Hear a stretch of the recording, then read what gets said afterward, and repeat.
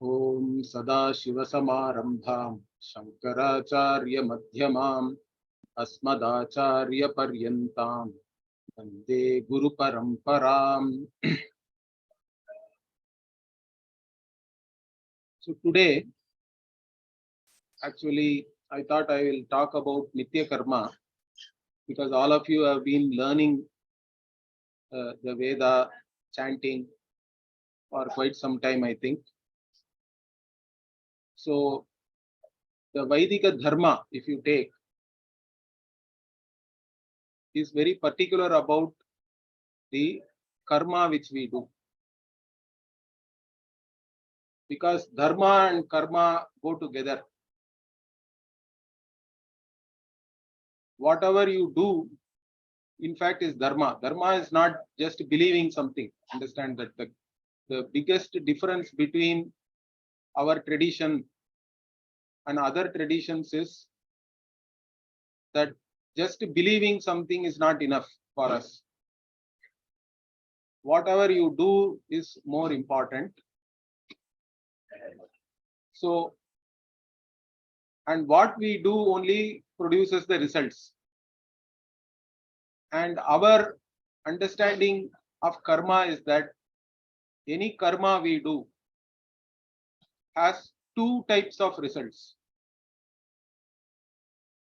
So everybody knows that whatever you do, immediately we experience some result, correct?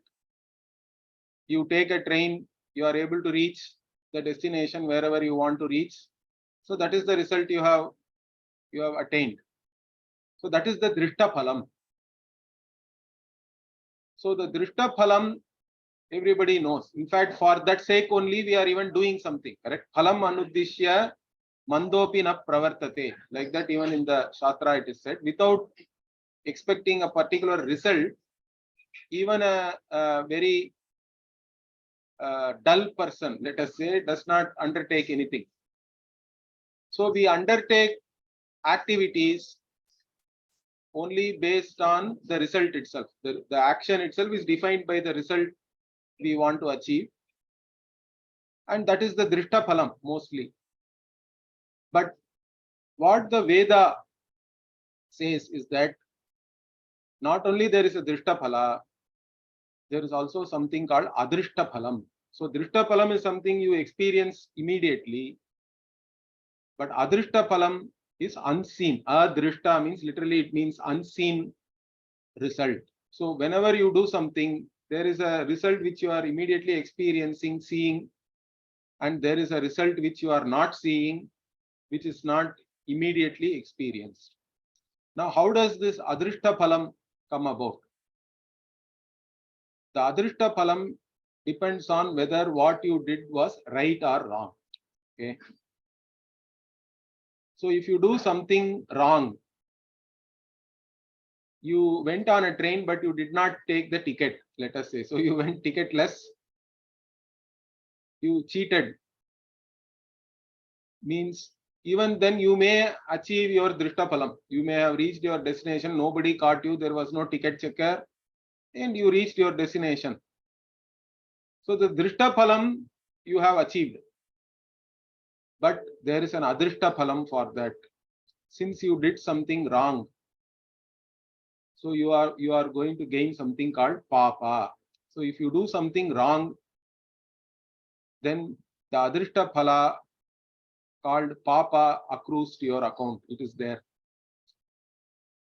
Similarly, if you do something good, if you do something right, in fact, rather than good, bad, we have to use right and wrong. So in a particular situation, whatever is right, you have done. So you are going somewhere and then somebody is hurt on the roadside and you help them. So in the process, you may have lost your time, you may have lost some money also.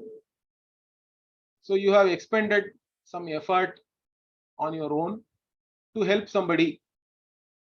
Why did you do that? Because if you were in such a situation, you would have helped the other passerby to help you, correct?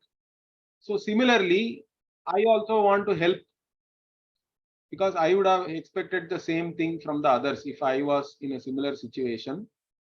So based on that, we have a natural tendency to help also. In fact, we have empathy. As human beings, we can think of how others are feeling, and we can act based on that, correct? Based on their situation.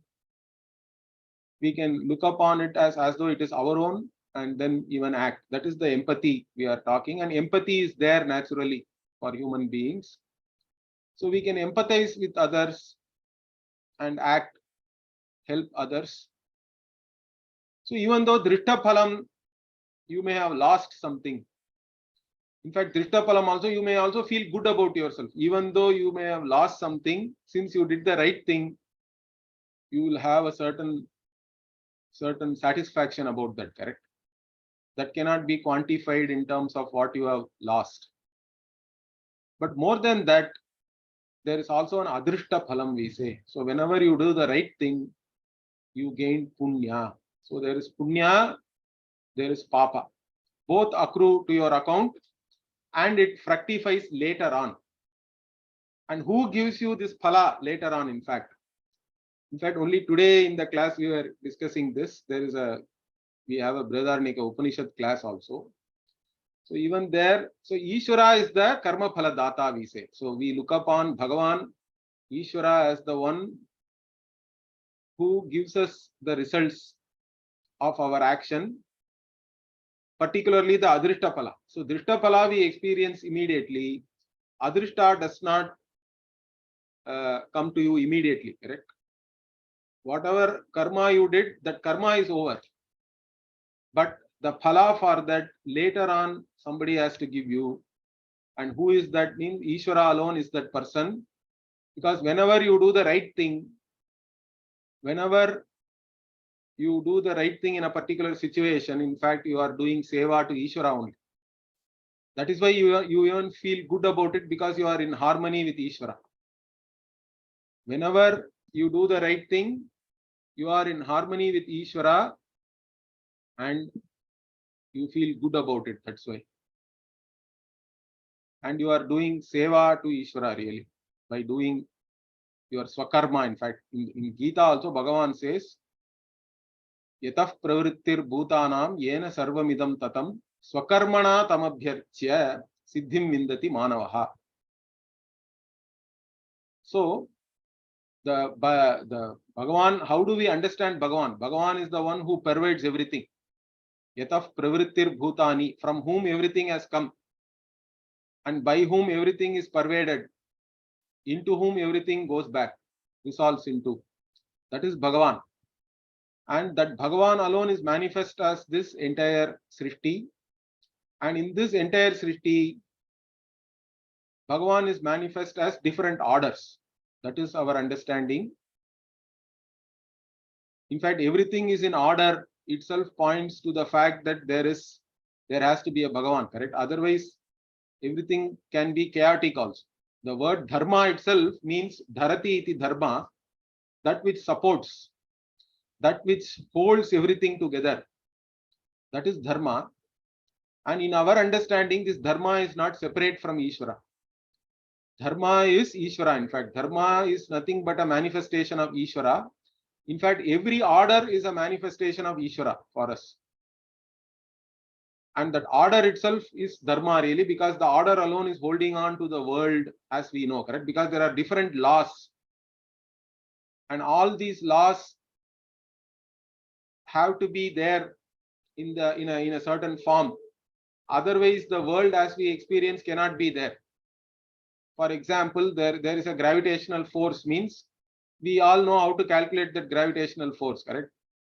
Even in high school science we have studied. But let us say it keeps on changing every day. Today it is 9.8, tomorrow it becomes 15, day after tomorrow it becomes 3. Means, can we design any machine? Can we have anything? Let us say. There are so many constants in science also, in the physical world. Even all these constants and all, if they start changing, can we have a world like we are encountering?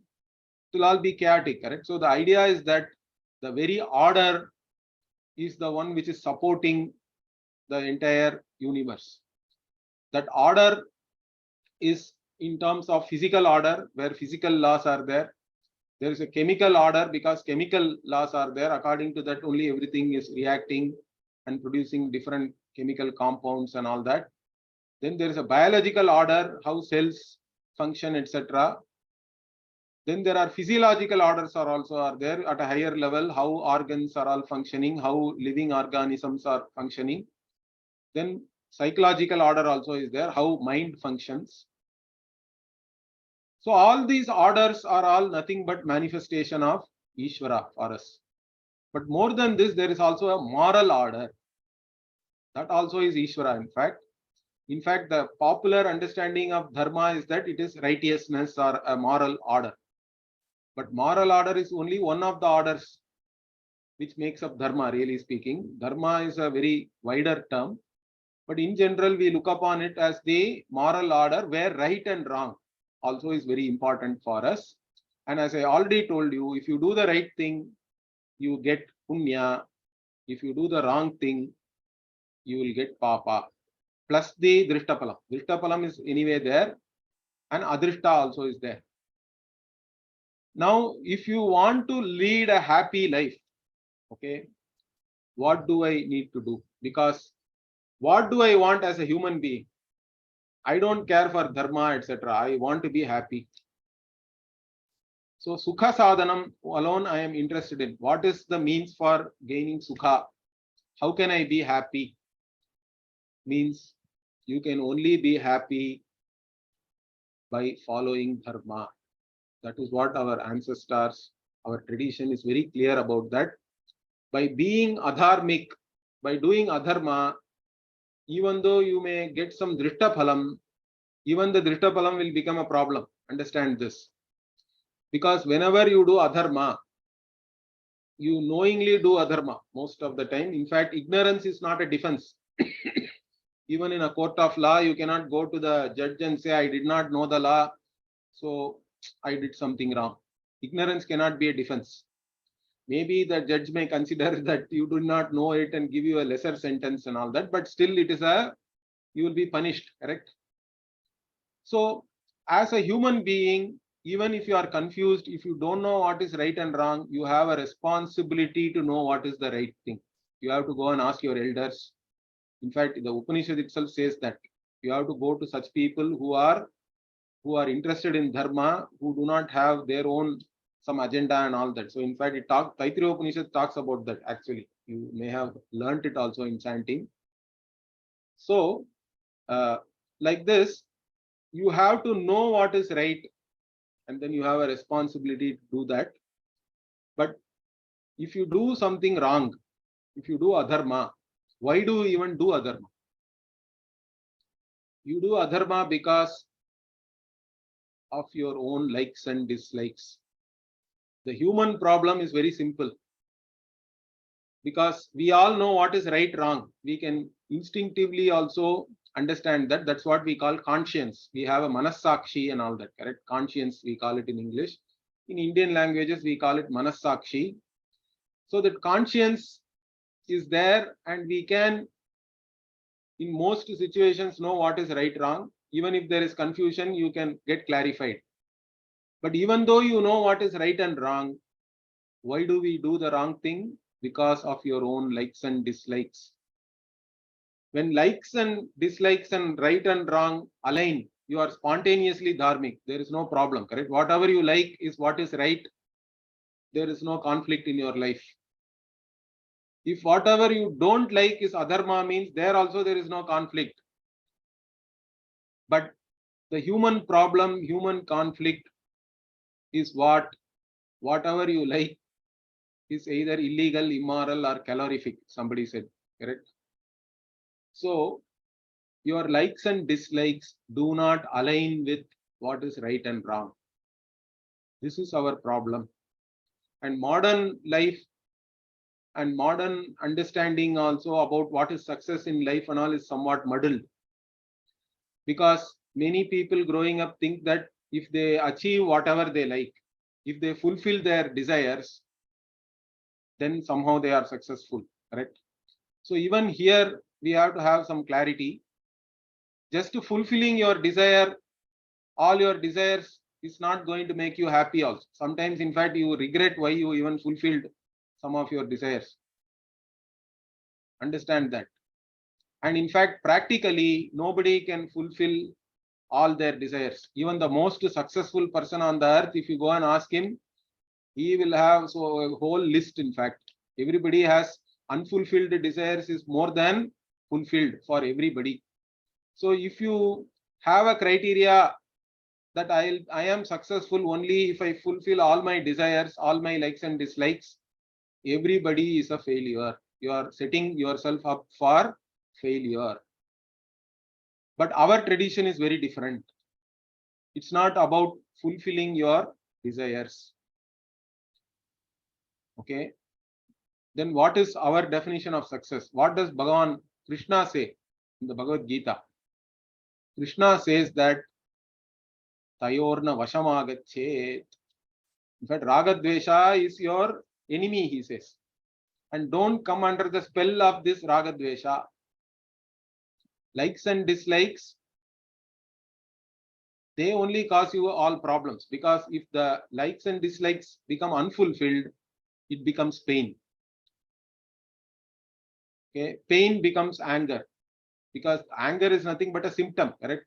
Already some pain is there inside, and if some situation is again triggering the same pain in you, same emotional pain, then it comes out as anger. That's why, in fact, consciously you cannot get anger.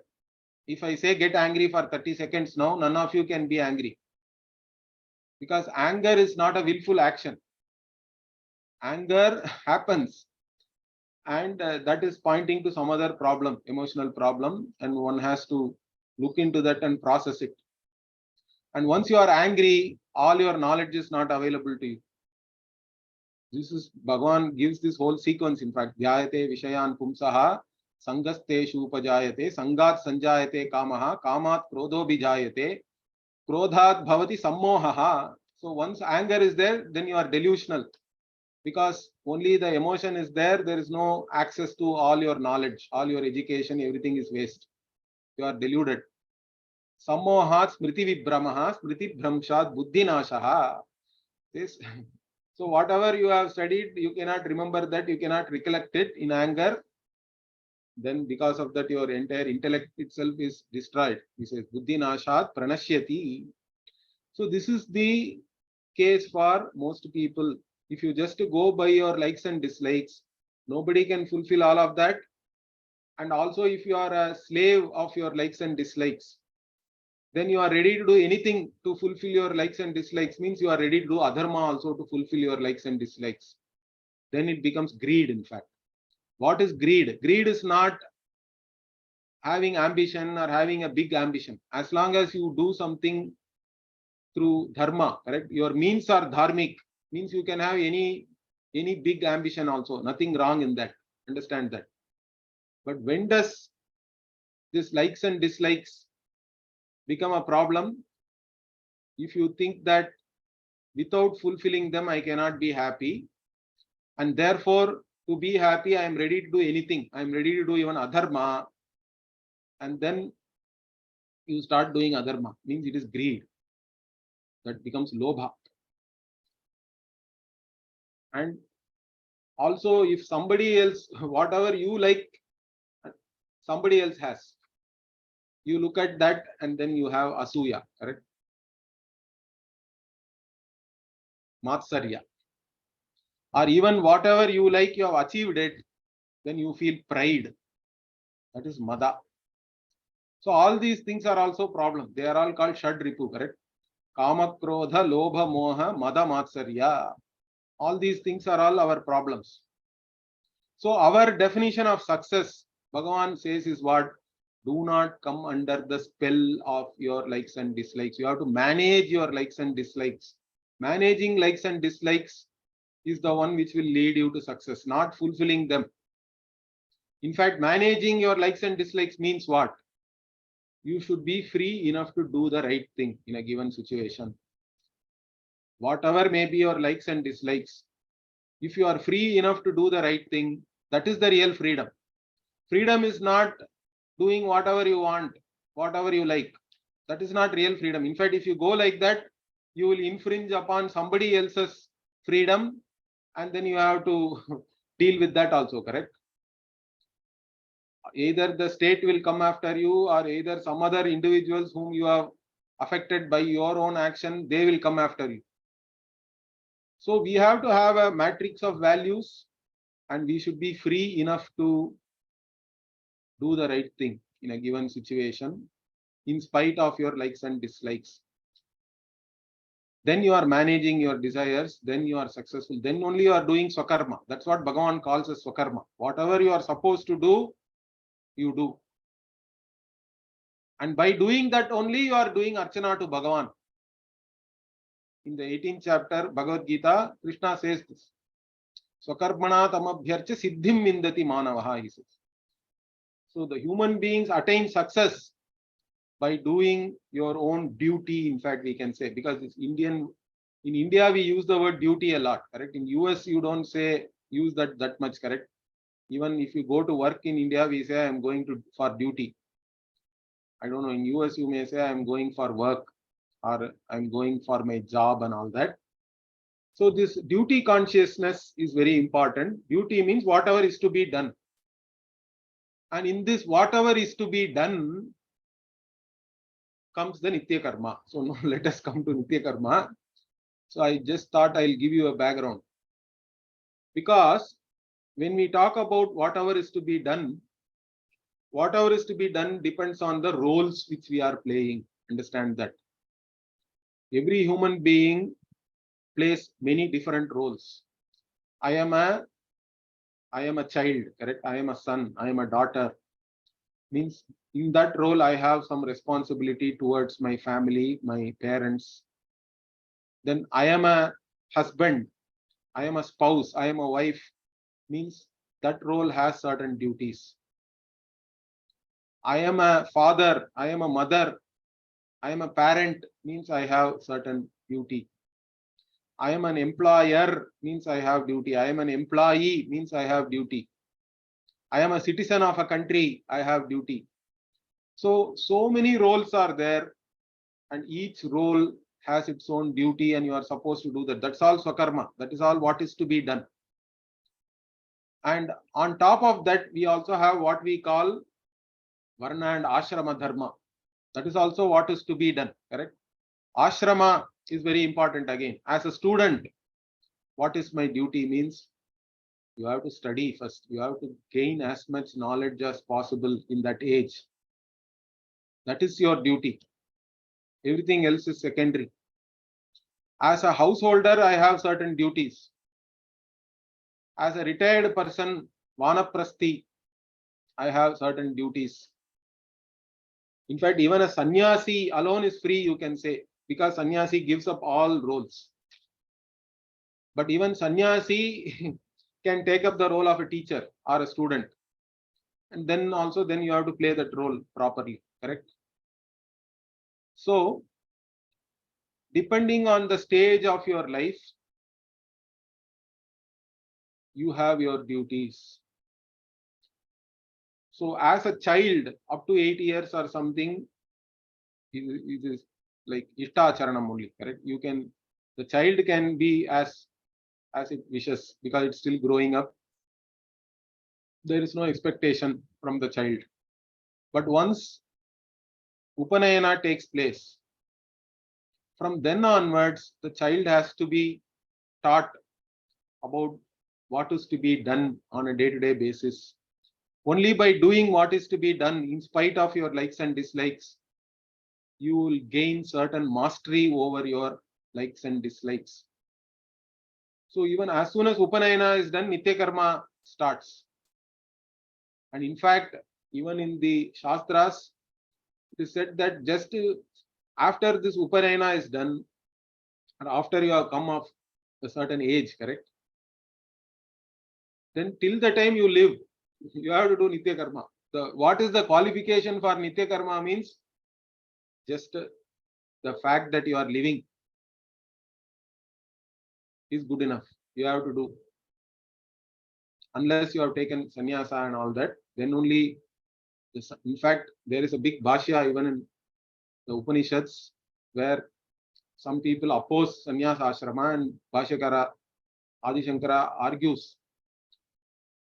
But there they say that Yavad Jivam, as long as you live, you cannot give up karma, Nitya karma.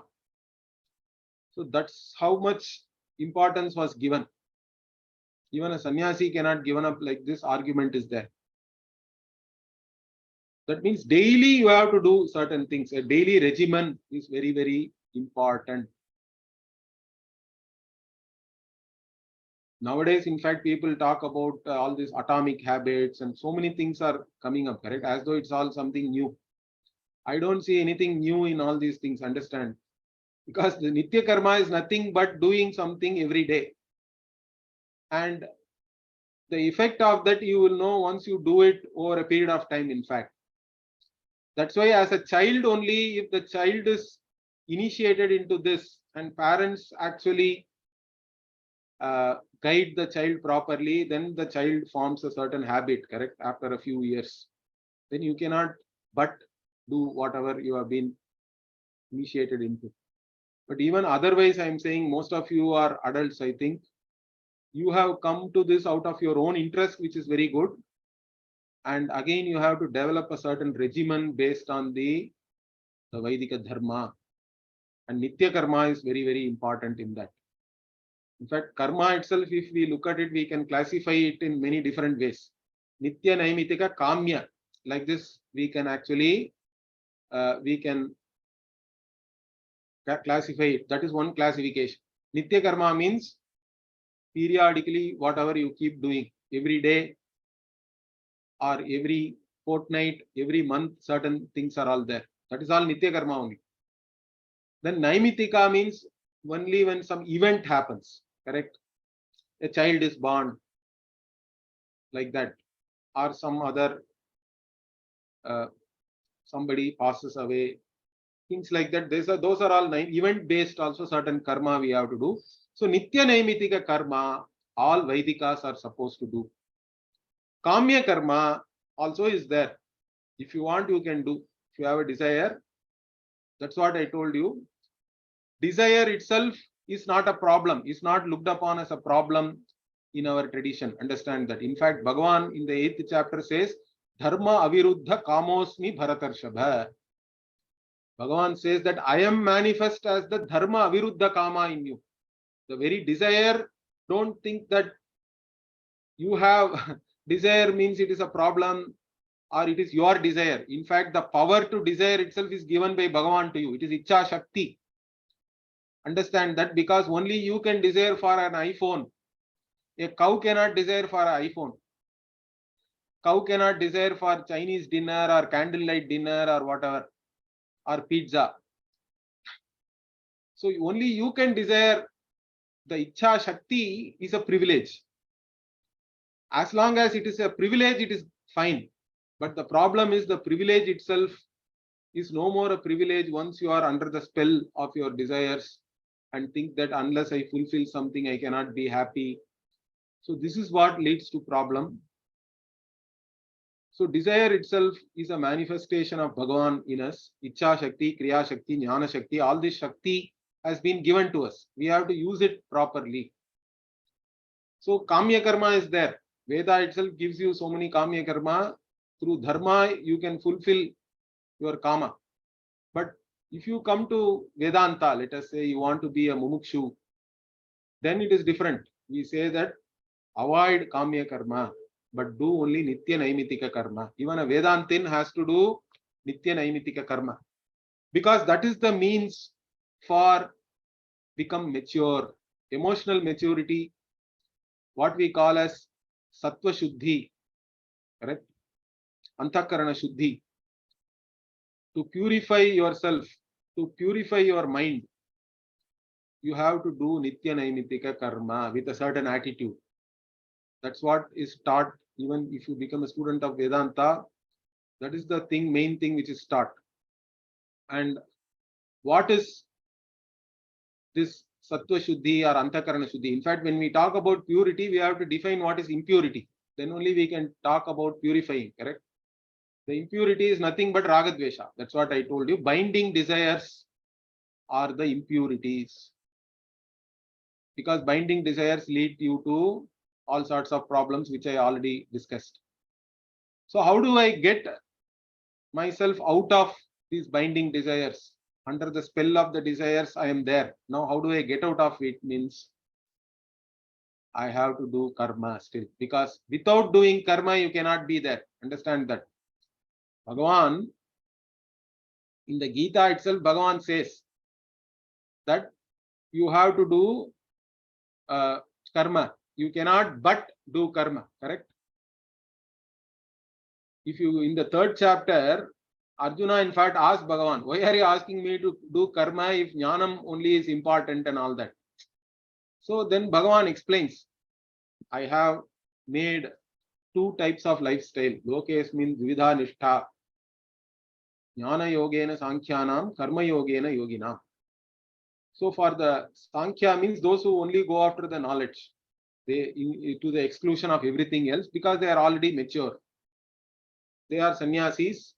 For them there is Jnana Yoga. But for everybody else, the lifestyle which Bhagavan is prescribing is what? Karma Yoga.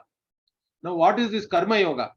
How does it help me to overcome my attachment, my problems with all these likes and dislikes? Correct? How does it help me? Means by doing with the attitude that whatever is to be done, I do, but not for the results of the action itself. That is the attitude I have. Of course, every action is defined by the result. But when I do the action, I am doing it because it is to be done, not because I expect a particular result will make me happy. Understand that. In fact, I cannot even expect any particular result, because the result is not even in my hands. That's what Bhagavan explains. In fact, he says, Karmanyeva adhikaraste ma phaleshu kadachana. He says, you are qualified to only do karma, but you are not qualified to decide the results of the action, because results of the action are coming not only because of your effort, but there are other factors, mainly adrishta also is there. So the adrishta, whatever you have already accumulated, the papa punya, they also are a factor in you getting any result of any action. And therefore, sometimes you get whatever based on your effort. Sometimes you get less than the whatever. For the effort you have put in, you have got less. Sometimes you get more than the effort you have put in. That means punya is fructifying. Sometimes there is prabala prarabdha, we say. Means very strong papa is there. You do something, you get something opposite itself. You wanted to take the train, you slipped and fell down and broke your bones or something, and you wake up in hospital. You don't even know where you are. All these things can happen, correct? So the karma, I am qualified, but I am not the author of the results of action. This is a fact which we have to appreciate.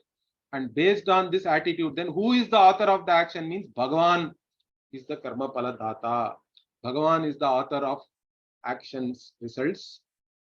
And therefore, let Bhagavan give me whatever it is. I am ready to accept it with equanimity. That samatvam yoga uchyate, Bhagavan says finally. So the samatvam, to gain this samatvam, only you have to do karma, but with a proper attitude. Without doing also, you cannot be there. Because, in fact, Bhagavan says, Nahi kaschit kshanamapi jatu tishtyat yakarma krite karyate hyavashak karma sarva prakriti jair gunaihi. He says in the same 3rd chapter. Even for a kshana, you cannot remain without doing anything, because your very nature will make you do things. And in fact, if you go by only your instincts and your nature, mostly you will be doing the wrong things and you will face the consequences of that. So the Shastra itself is there to only regulate your instincts and guide you to a certain path of dharma which will eventually give you, or which will only give you happiness, really speaking. There is no other way. There is no other way of being happy, in fact. That is the main thing one has to understand. Once you have understood this, then whatever the Shastra is asking you to do on a day-to-day basis, also you can do it with the right attitude. And by doing that only you gain certain samatvam and you become a yogi. Yogi means, don't think that doing Shirasasana alone is yogi. That is one form of yoga. Hatha yoga you can do. But yogi really is the one who has samatva buddhi, who is able to accept the results of action with equanimity. In fact, you are able to accept it because what you have, the attitude, that attitude is called prasada buddhi, in fact. This prasada buddhi also, all of us Indians, we understand it inherently, correct? It's there in our culture. What is prasada? Prasada means you go to temple, you will get prasada, we say. Okay. Now what is prasada still? Okay, what do you get in the temple? Means sometimes I get tulasi, sometimes I get tirtha, sometimes I get bhasma, sometimes I get laddu. So prasada is not any one object, correct? It can be anything, it can be different things. No, only laddu alone I will accept as prasada. Will we say that I like laddu? You should only give me laddu. You go to the priest in the temple and say, no, I don't want your tirtha, tulasi or bhasma. Give me laddu. I'll have only laddu. No, that's not how we do it, correct? We accept anything which is coming from the altar, Ishvara's altar, as with a certain attitude of reverence. That attitude only makes that object into a prasada. Understand that. The attitude, the sanctity which is there in that attitude, you basically look upon that object because it has come from the altar of Bhagavan. You have certain attitude towards that. That attitude is what makes it into prasada. So this prasada buddhi we all have, because we have gone to temple, we have received prasada, we have been blessed by that. Now extend that to your life also. Everything you do, don't think that the results are coming because of you. The results are given to you by Bhagavan. Bhagavan is the karma pala data. And whatever comes to you, learn to accept it as prasada, means then you have equanimity. Then you are a yogi. Now this is what you have to develop. And how do I develop that? By doing Nitya Karma first. And Nitya Karma means what all I have to do. In fact, if you read the Dharma Shastra, so many things are there. I don't want to give you an entire list and all that. You can even ask. In fact, you can go and ask your own, whoever is guiding you, your kula, in your family, somebody will be there, correct? Some Vaidika, some priest. They will all be able to help you, because this Nitya Karma Paddhati varies by the Swashakha, by even Sutra and all that. There is no one list, but generally there are certain things I can tell you. What are those things? Get up early in the morning. It starts with getting up. In fact, nowadays even that they are saying as some kind of an effective habit and all that, correct?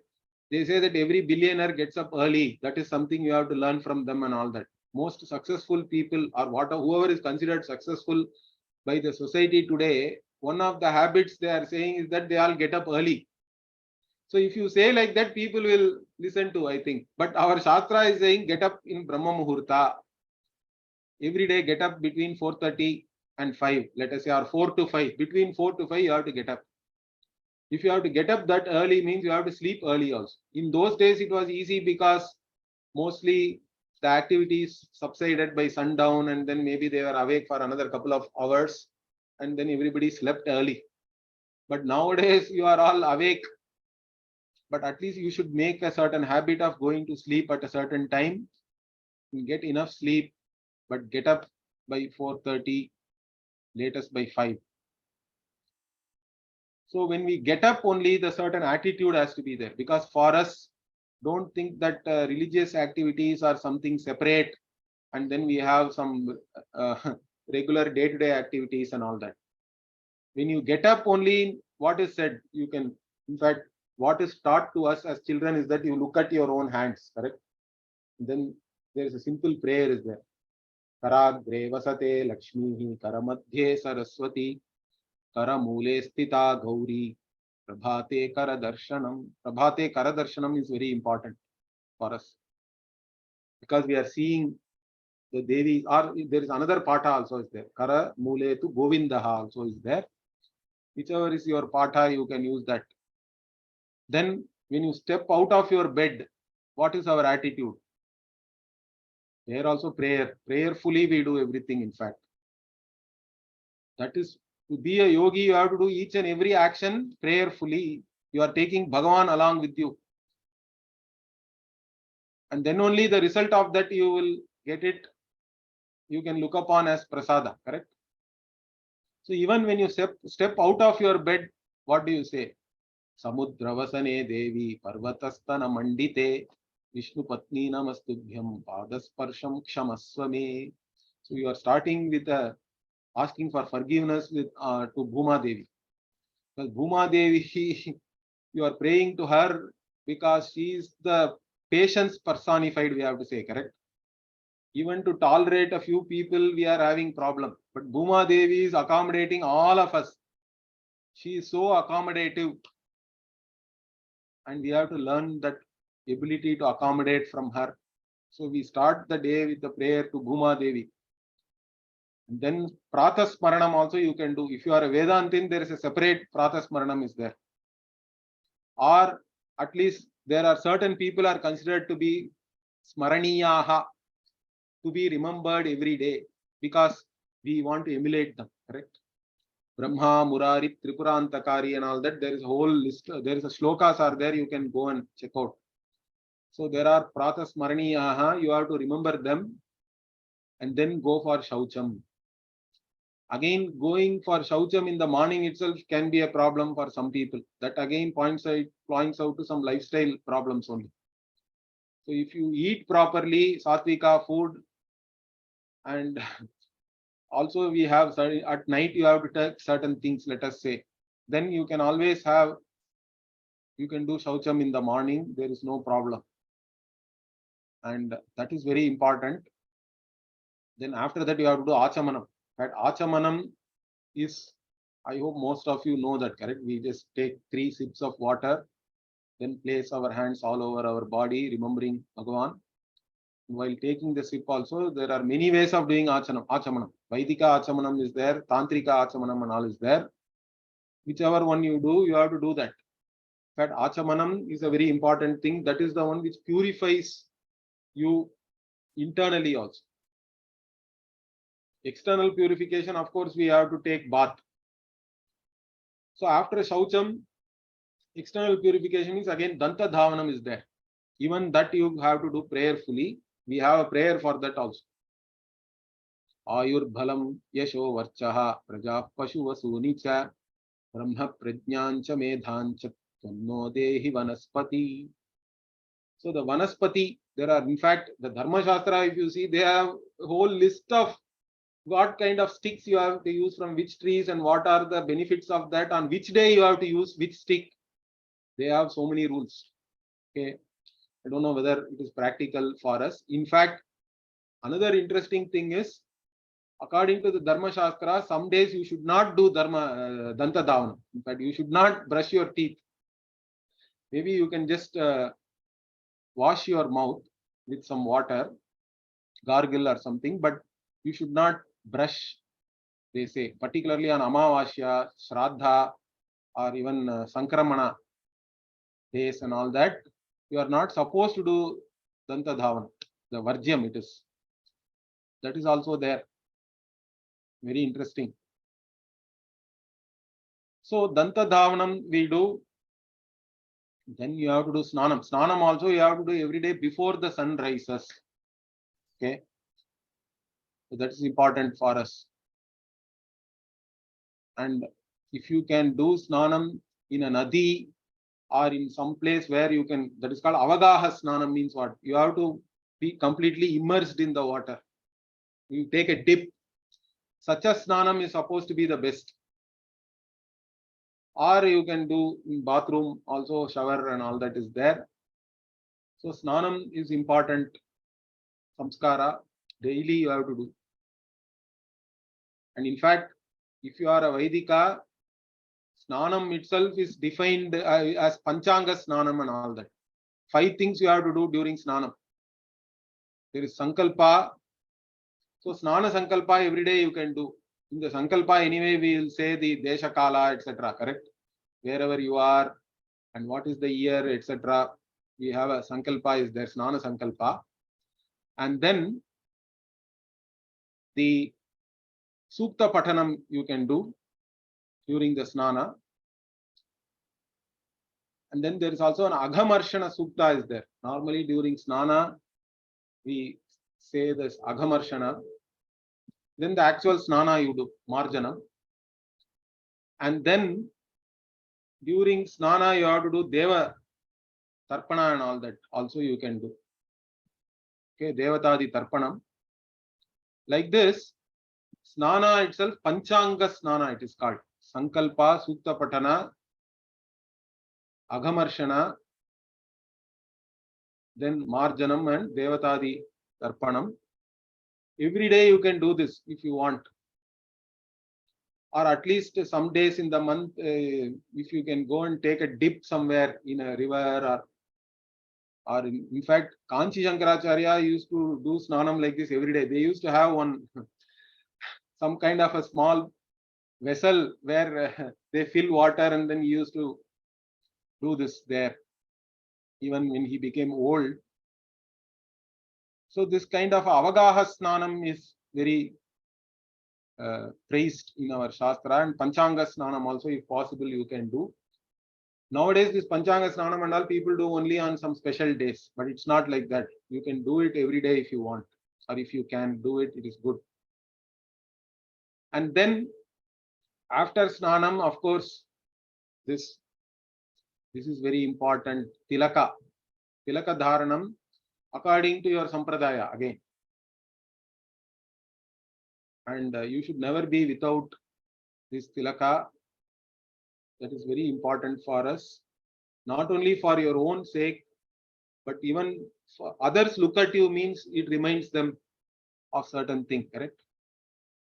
So it is, you have to be unabashed about that. In fact, when I used to work in New York in early 90s, we used to go to office near Wall Street, in fact, in 3-piece suit, but we'll still have all this tripundram and all that. Myself and my friend, we used to go like that. Many people used to ask us and we will explain what it is and all that. It was not a problem anytime. So some people have a problem nowadays to wear all these symbols openly due to some complex. I don't know how it has come, but one should not have that. Actually, you should be free enough to wear your symbols. They are very important for us.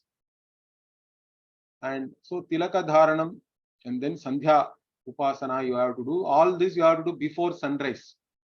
That is the Uttama. Okay.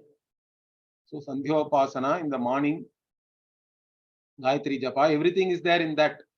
There is no better Upasana than Sandhya Upasana, and in that only you have more than some 15, 16 pranayama you do in that. Then japa you do. So you don't, people are more interested in some yoga, some technique and all that nowadays. But you do your own Nitya karma correctly. That will give you all the benefits more than anything else. If you keep doing this Sandhyopasana every day in the morning before sunrise, you do proper Gayatri Japa 108, or if you have time, you can even do more than that. Okay. But we used to do Sahasra Gayatri every day. Okay. And it has a certain effect, in fact.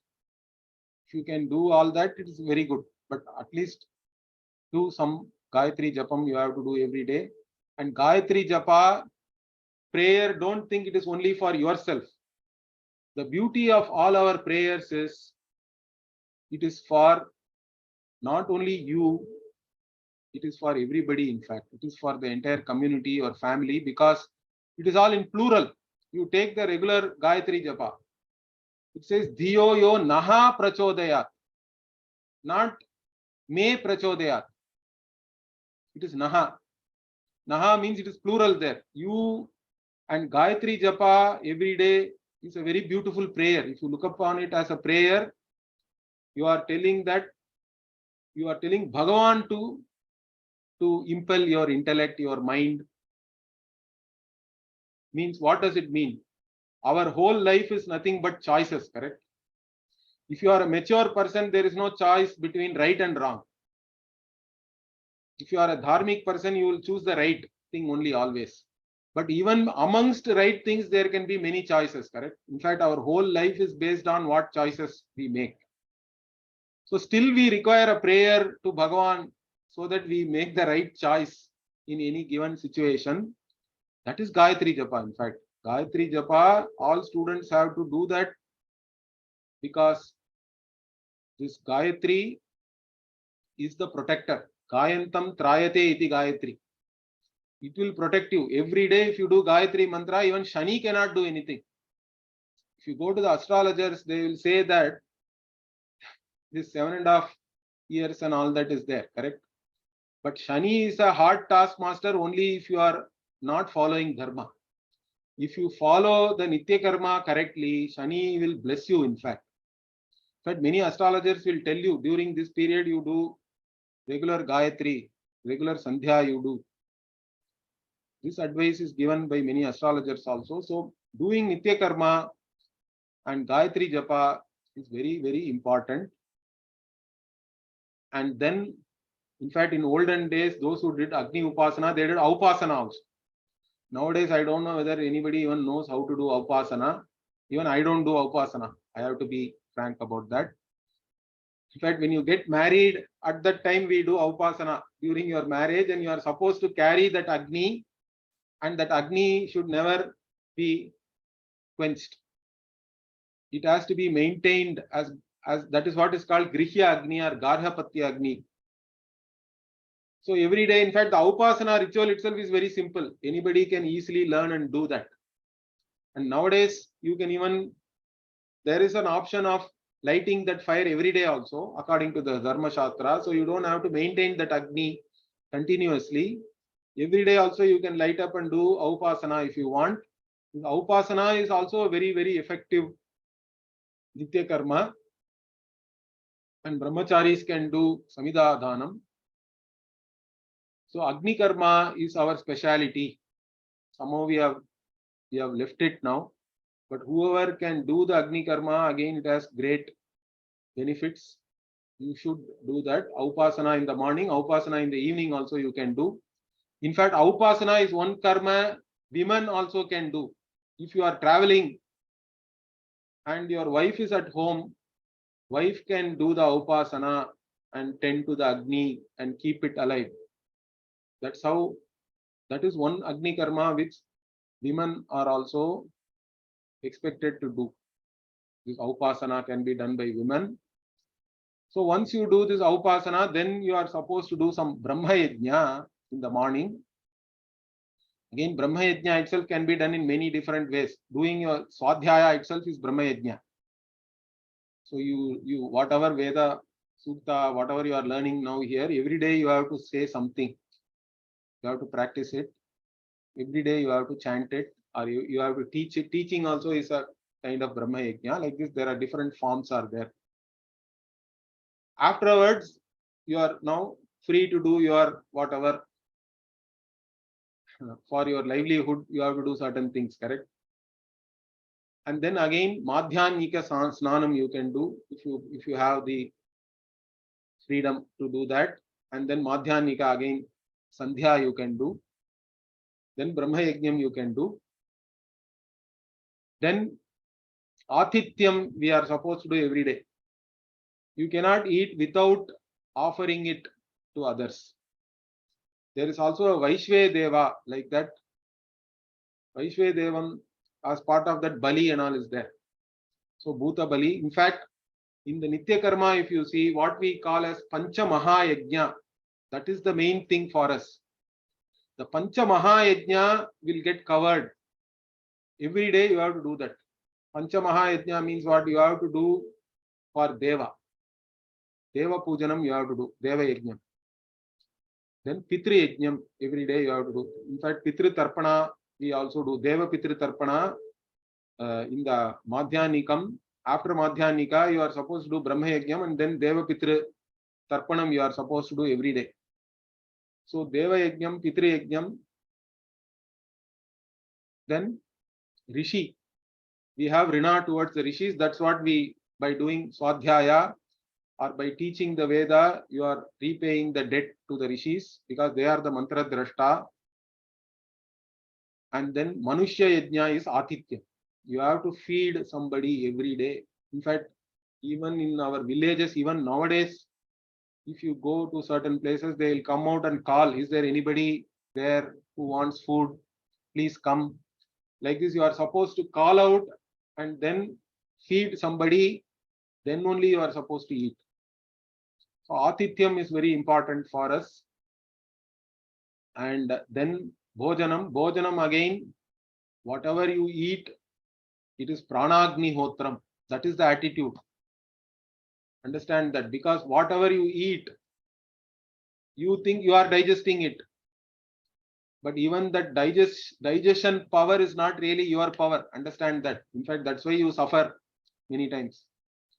Bhagavan says, I am sitting there as the digestive fire in you. Aham Vaishvanaro Bhutva Praninam Deham Ashritaha. Like that, Bhagavan says in the 15th chapter. I am the one who is sitting there and even digesting your food. So even whatever you eat is an offering to Bhagavan who is sitting there in your stomach as the digestive power. Therefore, that is the attitude with which you eat. In fact, it's an offering to Bhagavan means then you have to be careful about what you eat also. So, because whatever you eat only becomes your thoughts and your mind, it affects your mind. That is very clear. The Upanishad itself talks about that. So, we have to be careful about what we eat. As much as possible, eat sattvic food, and that will help you, in fact.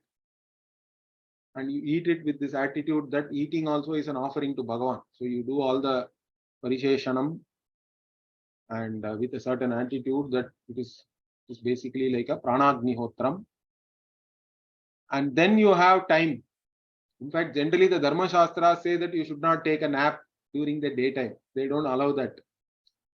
Okay, in the afternoon, again, you can do whatever you want, your karma, some whatever Rajavritti, or your whatever job. Then evening again, you can take a bath if you want, but since you have already taken 2 baths, you can just wash your legs, hands and face. That is also called Panchanga Snana sometimes. That's a different type of 5 angas of your body you clean, and then you can do the evening Sandhya, then Upasana. This you have to do before the sun sets, the evening Sandhya. And this is all Nitya Karma. So all 3 times, I don't know whether you are able to do. Some people do 2 times. Or at least in the morning you have to do if you are going to work and you are not able to come home at the right time. But daily doing it is very important. Because daily Papa and Punya is fructifying. Understand that. Because when we do any karma, we say Mama Upata Duritakshaya Dwara Shri Parameshwara Prityartham. Those 2 are very important. Duritakshaya Dwara, I want to neutralize the Papa. For that Nitya Karma is important. And also, am I doing it for any particular result? Means no, I am doing it for Ishvara Prityartham. That Ishvara does not require your karma or anything. But still we say that because we are not doing it for any particular. In fact, there is even an argument by the Purva Mimamsaka that Nitya Karma do not have any result. Then why should anybody do? Means he says, Akarane Pratyavayaha. If you don't do it, you will get a dosha called Pratyavaya. In fact, that is not accepted by Bhashyakara. Okay, because Abhava cannot produce any result. Akarane Pratyavaya is not directly correct, but it is in one way correct in the sense that If you don't do Nitya Karma, you will be doing only Prakriti Jair Karma, correct? Whatever instinctual actions, and then you will do something wrong, it is going to lead you to Papa and all kinds of problems. So, to avoid that, you do Nitya Karma, the Shastrokta Karma, every day as much as possible. And in the night also, while going to sleep, again, you go to sleep prayerfully, correct? All Narayaneti Samarpayami. You offer whatever you have done during the day to Bhagavan. Kayena Manasa Vacha, like that, with a certain attitude. Whatever you have done through your body, your mind, your speech, everything you offer it to the Lord. In fact, there is a Ratri Suktam and all that. If you have learned that, you can even chant the Ratri Suktam before you go to bed. And this is the Nitya Karma. In fact, I have left out all there are Agnihotra, the Karma. There is a Nityanikam, books are there. According to your Sutra and Veda, you can even go and read it. There are many more things are there. I have only told you whatever is practical today. So even if you can do this Nitya Karma properly, it will benefit you a lot. It will make you happier. There is nothing better than this. So with this, if you have any questions or if you have time, we can take some questions. Otherwise, I leave it to our Shivaji.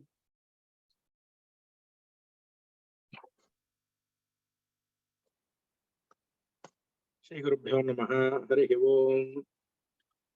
We are very blessed to have Sri Jaishankar Guruji, talk to us about such most important subtle concepts today, especially dharma and karma are not two different things. They are the two sides of the same coin. You follow your dharma only when you do your karma with the proper Sushastriya way. So it is such a wonderful, Jnana Yajnam Guruji. I know we are running a little bit late. The other classes, they are waiting to get started. So we will stop for today. And anybody, most importantly, Jaishankar Guruji, I have published the website. Please go visit the website, Aarsha Vidya Varshini, and please join Guruji's classes that happen. So many classes he takes through the weekend. So please, if you are all interested, you can just, all the details are on the website. You can just ping there and you can join, or you can also reach out to me directly, and then I will send you the details. So we can do it. I know we are running late. We have to finish Swasti also. Only we'll take one question. Somebody has a question. Let us take it. Panigaru, please go ahead and ask your question. Sri Guru Bhava. Sir, I have a doubt with regard to Agni Karyam. Like in the morning, it's okay, but in the evening, like after coming from the job, like we do Saim Sandhya with Prayashchit Arghya. Can we also do Agni Karyam even after sunset in the evening? Like somewhere around 7 o'clock or something like that when we come from office? That's my doubt, sir. I think that for Agni, if you are doing Agni Hotra, normally that, in fact, they see the timing very, very particularly, correct? Every day, in fact, the sunrise, sunset and all varies. But I think you can do that. Only thing is the Uttama means you have to do it at the right time. Otherwise, it is Adhama. But what the Shastra in general is that doing is always better than not doing. Okay.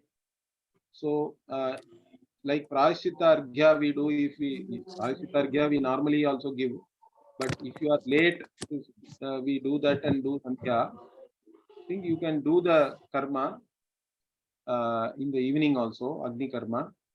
Of course, it cannot be too late, but there is a certain period in which you should do it. If you can do it, it is always better than not doing. That's what I will say. Thank you, sir. Guru Bhava.